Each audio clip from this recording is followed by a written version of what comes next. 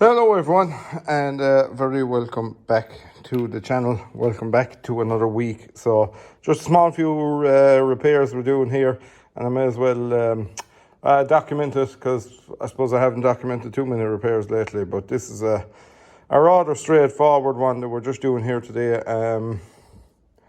I had something else. Oh yes, I had to change my front mudguards on this. One of the few jobs that needed doing on the CVX 160. Weren't even really bad, but I was very, very close to where I am doing the bit of a job at the moment, so I may as well do it.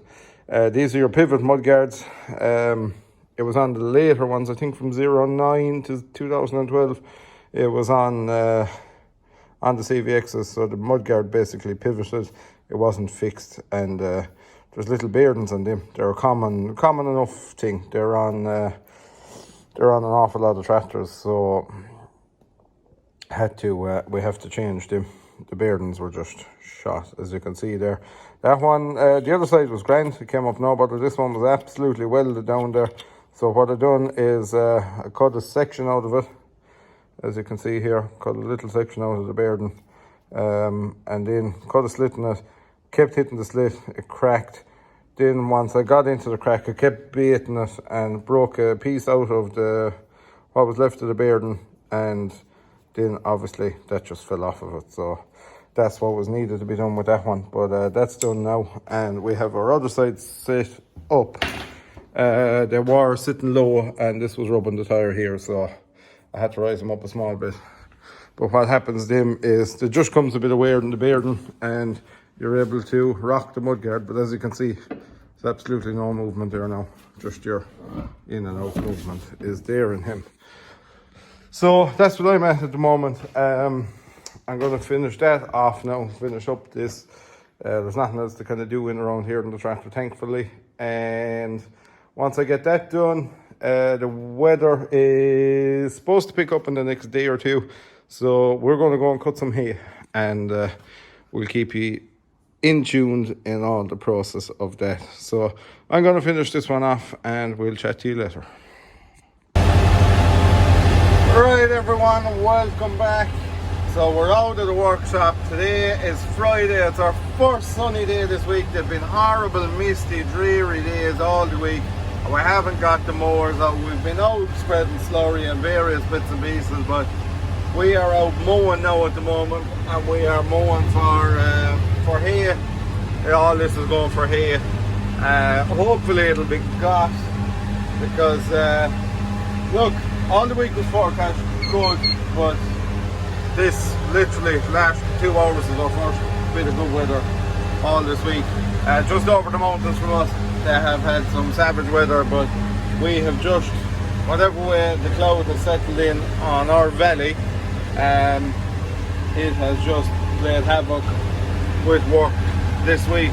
But anyway, we're back at it, and like I say, hopefully we get hay, because we have a lot of hay, to cut, a lot of hay cut already. Some guys have already cut, and I'd say we probably have the bones of maybe 150 acres of hay for customers over the next few days. So we've been gathering up in all of that. So I am tipping away through this one. It's a savage heavy crop. We done this one last year as well. I don't think it was quite this heavy, so maybe later on I will get out here tedding. I have a bit of tedding to do for two customers who mowed their own. Once I've this done, it'll be my first trial of one of the trail tedders. I'm on my own today. I'm a bit short-staffed today, but tomorrow we should be back in full flight again. So yeah, that's pretty much it. I'll get a belt out in the tethers. Once I've this place done, I'm going to head back, finish up my mowing.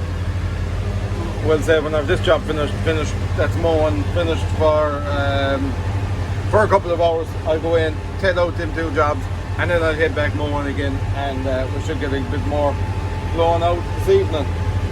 So like you can see, the rows are absolutely massive here. This is going to take quite a bit of saving, but nevertheless, hopefully we'll get there in due course. Right, so we're taking away with the stole. I haven't quite got the crone ready to go yet, but we're taking away here with the stole, and it is doing a lovely job.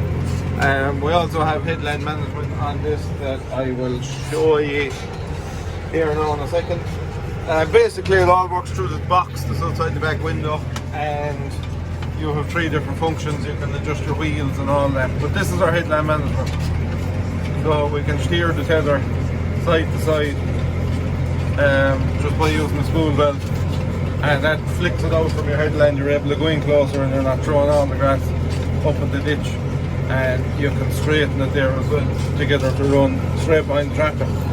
But yeah, seems to be doing nice work, to be fair to it. A small bit of a rattle out of the drive shaft. I must check whether it's the knuckle or it's a beard on the shaft going back to the through the chassis there, but something small anyway to fix. So yeah, that's her. Like I say, seems to be doing a fantastic job. It grabs, I haven't mowed this, but it grabs 4 rows of our triple mowers, so it covers a fair old width. So yeah, I'll stay built to the way Ted, and we'll chat to you later. So it's a lovely Sunday morning, and I'm out here tedding, and I'm using the crone today. This is our second trial of the crone. It was used yesterday as well, and the stole is out. We're also tedding with the stole, so just to try the 2 of them out. Any differences?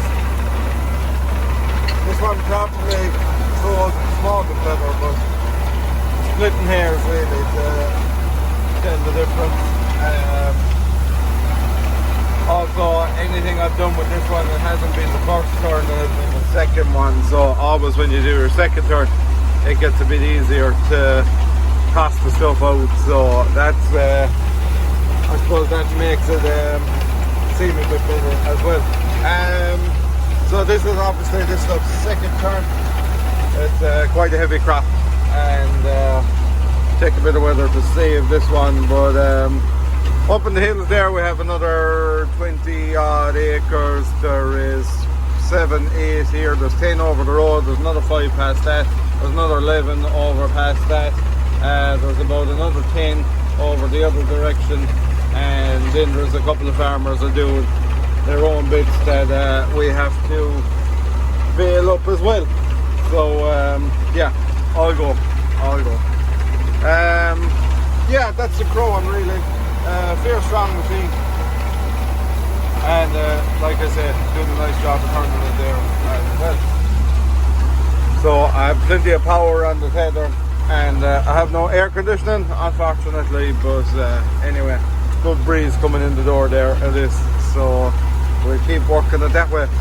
So once we're finished at the tedding, I have 3 more of them to ted. I have a couple done already, and then I'm going to get stuck into drawing bales. Hopefully that doesn't take too long, and I can get back tedding again, and we will speed up the whole process. So yeah, I'll stay belting on at the tedding, and we'll chat to you soon. So we're still tedding away. We're tedding now with about, let me see, 2, 4, 5 hours I would say. And this stuff was just cut yesterday evening at about 7 o'clock, believe it or not. And already getting pretty lively, but no fertilizer.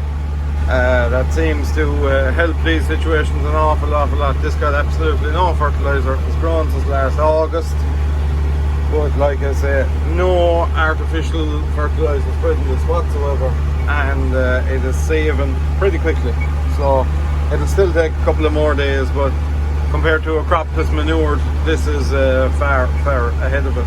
It's also on the hill, and the sun is beating off of it all day, so that's a huge help in this situation. We're on the south facing hillside, and yeah, it is a massive help when it comes to saving hay.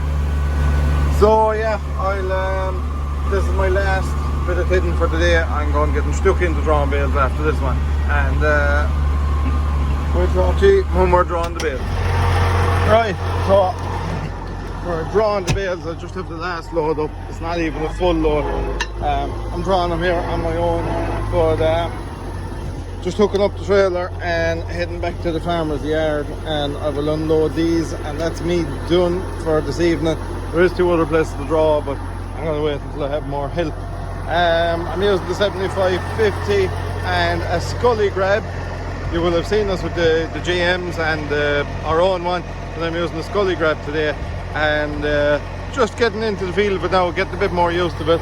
I will reserve any judgment until I'm a bit more in the hang of it. So I have to reverse out of here, and there's 2 outlets hanging around above the gap there, so I'm going to nab them while I can and get them to direct me out.